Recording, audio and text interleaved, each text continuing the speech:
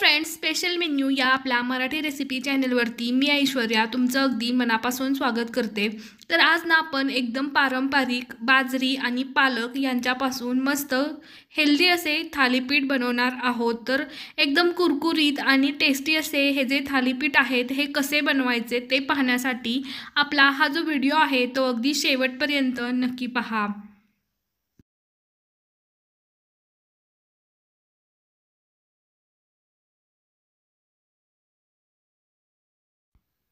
तर पारंपरिक पद्धतीने थालीपीठ बनवताना सुरुवातीला आपल्याला एक वाटण बनवून घ्यायचं आहे। तर त्या वाटणामध्ये मी 2 हिरव्या मिरच्या, भरपूर सारी कोथिंबीर, 10 ते 12 लसूण पाकळ्या आणि अर्धा इंच आल्याचा तुकडा घेतलेला आहे।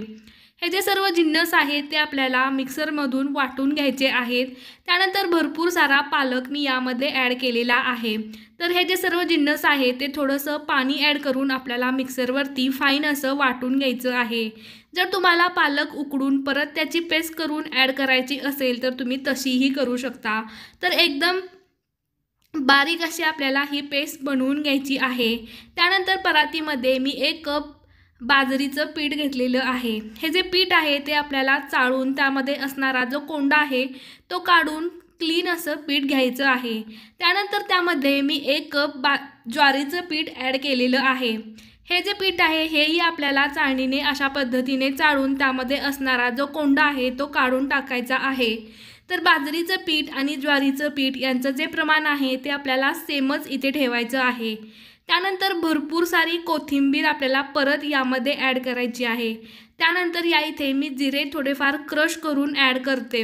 तर जिऱ्याचं जे प्रमाण आहे ते तुम्ही तुमच्या आवडीनुसार कमी जास्त नक्कीच करू शकता। पण कोणत्याही पारंपरिक पदार्थामध्ये जिरे आणि ओवा त्यांची जी चव आहे ती अफलातून आहे, म्हणून आपल्याला जिऱ्याचा वापर इथे करायचा आहे। त्यानंतर मी धनेपूड ॲड केली आणि भरपूर सारा ओवा अशा पद्धतीने क्रश करून यामध्ये ॲड केला। त्यानंतर हळद पावडर आणि चवीनुसार मीठ आपल्याला ॲड करायचं आहे। जर तुम्हाला यामध्ये कसुरी मेथी ॲड करायची असेल तर तीही तुम्ही करू शकता। त्यानंतर कोथिंबीर आणि पालक यांची जी पेस्ट आपण बनवली होती ती पेस्ट ॲड करून आपल्याला सर्व जे जिन्नस आहेत ते व्यवस्थित असे मिक्स करून घ्यायचे आहेत। तर पीठ आणि आपण जी पेस्ट ॲड केलेली आहे त्यांना एकत्रित असं मिक्स करून घेतल्यानंतर आपल्याला आवश्यक इतपत पाण्याचा वापर करून एकदम सैलसर असं कणिक मळून घ्यायचं आहे। तर हे जे कणिक आहे ते खूप जास्त घट्ट मळायचं नाही, सैलसरच ठेवायचं आहे, जेणेकरून आपल्याला कपड्यावरती जेव्हा आपण थालीपीठ थापतो तेव्हा आपल्याला ते अगदी इझिली थापता येईल म्हणून। तर मिक्सरच्या पॉटमध्ये थोडंसं पाणी ॲड करून लागेल तितपत पाण्याचा वापर करून मी सैलसर असं कणिक मळून घेत आहे। तर 1 कप पाण्याचा वापर मी हे कणिक मळण्यासाठी केलेलं आहे। तर मी मुद्दामच पातळ असं हे जे कणिक आहे ते मळून घेतलेलं आहे, जेणेकरून मला थालीपीठ थापताना अगदी इझी जाईल यासाठी। आपलं हे जे कणिक आहे ते व्यवस्थित असं मळून झालेलं आहे आणि आपण याचे जे थालीपीठ आहे ते बनवायला सुरुवात करूयात। तर मुद्दाम मी जास्त घट्टसर असं कणिक मळलेलं नाही। तर का मळलं नाही हे मी तुम्हाला सांगते। जेव्हा आपण कपड्यावरती हे थालीपीठ थापतो किंवा बनवतो त्यावेळी ते इझिली मोठे होत जातात आणि जर घट्ट कणिक मळलं तर ते पटकन गोल होत नाहीत किंवा मोठे होत नाहीत, म्हणून आपल्याला सैलसर असं कणिक या इथे मळून घ्यायचं आहे। तर कपड्यावरती या अशा पद्धतीने पाण्याचा वापर करून आपल्याला इझिली असे हे जे थालीपीठ आहेत ते मोठे करत जायचे आहेत। म्हणजेच त्यांचा जो आकार आहे तो आपल्याला बोटाच्या साहाय्याने प्रेस करत त्यांचा जो आकार आहे तो अशा पद्धतीने मोठा बनवून घ्यायचा आहे। तर स्वच्छ असं कापड घरी अवेलेबल असतंच, तर त्या कपड्यावरती अशा पद्धतीने पोळपाट फिरवत आपल्याला थालीपीठचा जो आकार आहे तो मोठा असा करत जायचा आहे। जेवढं आपलं पीठ पातळ असेल तेवढे पातळ आपले थालीपीठ बनतात आणि पातळ थालीपीठ मस्त कुरकुरीत असेही होतात। जेव्हा थालीपीठाच्या साईड्स चिरतील किंवा आपल्या हाताला चिटकतील त्यावेळी आपल्याला पाण्याचा हात लावून मस्त गोलाकार असे हे जे थालीपीठ आहे ते बनवून घ्यायचे आहेत।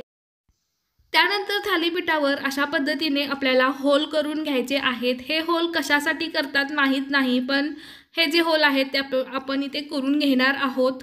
तर त्यानंतर मी थालीपीठावर थोडेसे तीळ चिटकवून घेते, म्हणजेच प्रेस करून घेते आणि थोडीशी कोथिंबीर ही अशा पद्धतीने प्रेस करून या इथे आपण घेणार आहोत।